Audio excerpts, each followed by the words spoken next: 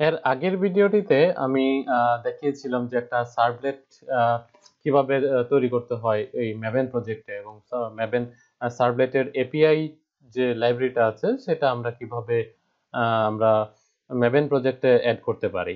তো এখানে আমরা দেখেছিলাম যে টমক্যাট সার্ভলেট এপিআইটা দিয়ে আমরা অ্যাড করেছিলাম। তো সার্ভলেট এপিআই বিভিন্ন ধরনের আছে, কিন্তু সবগুলোর মেন কাজ কিন্তু একই। তো সবকিছু আমাদের জাস্ট এটা টমক্যাট করেছে, আরেকটা অন্য একটা সার্ভলেটের যে অফিসিয়াল ওয়েবসাইট আছে অফিসিয়াল তারা করেছে আর কি। তো এখানে আমরা মেবেন পম ডট এক্সএমএল এ যদি যাই, তাহলে আমরা দেখেছিলাম যে এখানে সার্ভলেট টমক্যাটের যে সার্ভলেটটা আছে, এই টমক্যাটের সার্ভলেট আমরা ইনক্লুড করেছিলাম। তো এখন আমরা এই টমক্যাটের সার্ভলেট আমরা রিমুভ করে দিই। তো যদি আমরা এটাকে আপডেট করি, তাহলে দেখবেন যে এখানে এখানে সার্ভলেটে চলে গেছে। তো আমরা এই সার্ভলেটটাকে আমরা আচ্ছা এটা থাকুক। তো আমরা যদি এখানে একটা সার্ভলেট ক্রিয়েট করি ইনিশিয়ালি, দেখেন আমরা এখান থেকে সার্ভলেট ক্রিয়েট করি। তো এখানে সার্ভলেট ডেমো সার্ভলেট 1 নামের একটা সার্ভলেট ক্রিয়েট করব। এটা অবশ্যই প্যাকেজ হচ্ছে সার্ভলেট প্যাকেজের মধ্যে রাখলাম আমরা। তো দেখেন এইখানে দেখেন আমরা যখন সার্ভলেটটা ক্রিয়েট করলাম, সার্ভলেটটা ক্রিয়েট করার সাথে সাথে কিন্তু web.xml এ চলে আসলো, যাতে সার্ভলেটটা কনফিগার করার জন্য। তো আমরা প্রথমে একটা সার্ভলেট কনফিগার করেছিলাম, ওইটা আছে। তো এখন আরেকটা সার্ভলেট কনফিগার করার জন্য অটোমেটিকলি তারা একটা সাজেশন দিয়ে দিয়েছে। তো এখানে আমরা সার্ভলেটটা আছে, তো আমরা জাস্ট ম্যাপিংটা তৈরি করে নেই, অটোমেটিকলি করে দিয়েছে। তো সার্ভলেট, তো এখানে আমি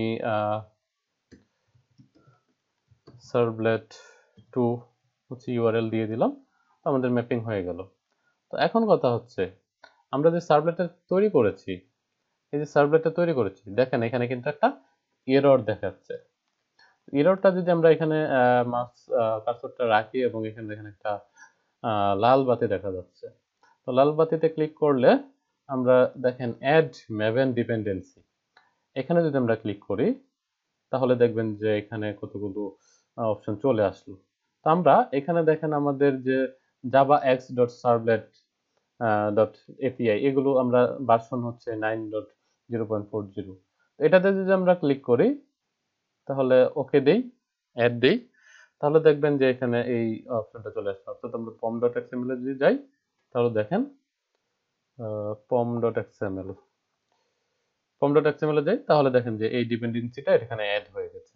তো আমরা যদি দেই এটাতে আপডেট করি, তাহলে দেখেন এখানে কিন্তু একটা এরর থেকেই গেছে। অর্থাৎ আমাদের এই জাভা এক্স ডট সার্ভলেটের এই ভার্সনের কোনো সার্ভলেট এপিআই নেই। তাহলে এটা আসলে কেন হলো? তো আসলে এটা হচ্ছে ইন্টেলিজি আইডিয়াটা ডিফাইন করে দেয়। তো ইন্টেলিজি আইডিয়াটা একটু অ্যাডভান্স ডিফাইন করে দিয়েছে আর কি, যে টমক্যাটের যে ভার্সনটা ওরা নিয়ে নিয়েছে। তো এখানে আমরা এটা কেটে দিয়ে যদি আমরা কন্ট্রোল স্পেস ক্লিক করি, তাহলে দেখেন যে এখানে আপনার ভার্সন গুলো চলে আসবে। তো আমরা এখানে এই যে লেটেস্ট ভার্সন আছে 2.5 এটা দিলাম। তো এখন যদি আমরা আপডেট করি প্রজেক্টটাকে, তাহলে দেখবেন যে আমাদের এই যে ইরোরটা এখন চলে গেছে। তো এটাই হচ্ছে আমাদের আরেকটা ওয়ে আমাদের সার্ভলেট ক্রিয়েট করা।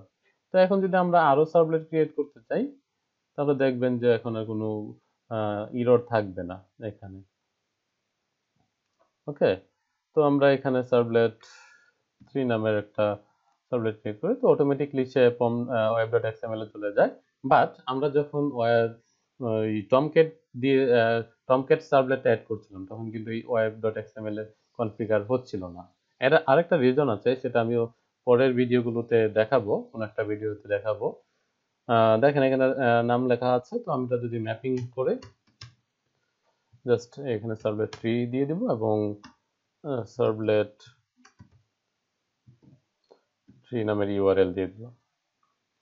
তো এখানে খুব সুন্দর, এটা একটা সুবিধা।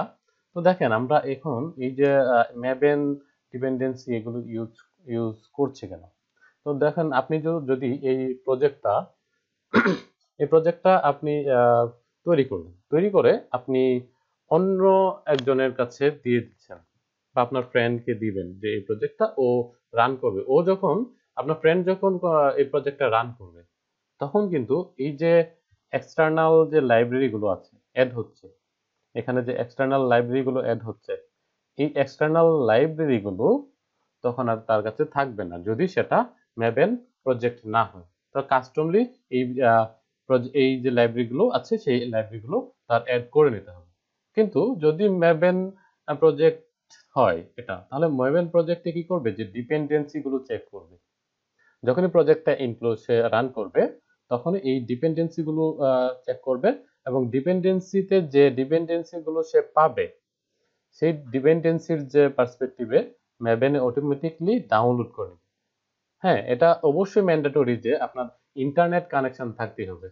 আপনি যখন ম্যাভেন প্রজেক্ট ক্রিয়েট করবেন তখন অবশ্যই ইন্টারনেট কানেকশন থাকতেই হবে, এটা ম্যান্ডেটরি। তো এটা হচ্ছে আমাদের আরেকটা ওয়ে, আমাদের সার্ভলেট এপিআই এর। তো এখানে আপনি এটা আপনি সার্ভলেট ক্রিয়েট করে, আমরা যখন সার্ভলেট ক্রিয়েট করছিলাম তখন কিন্তু এখানে অ্যাড ডিপেন্ডেন্সি দিচ্ছি। তো এটা না করে আপনি এভাবেও করে নিতে পারেন। আপনি কাস্টমলি এভাবে java.x সার্ভলেট লিখে, তারপর আর্টিফ্যাক্ট আইটিতে আপনি সার্ভলেট এপিআই লিখবেন, এভাবে লিখে আপনি এগুলো লিখে আপনি দিতে পারেন। তো এটা কোনো সমস্যা না। তো আপনি দুইটা প্রসেস আপনাকে দেখালাম। তো এটাই হচ্ছে আমাদের সার্ভলেটের ডিপেন্ডেন্সি অ্যাড করার দুইটা প্রসেস। তো সবাই ভালো থাকবেন। আজ এ পর্যন্তই। Thank you.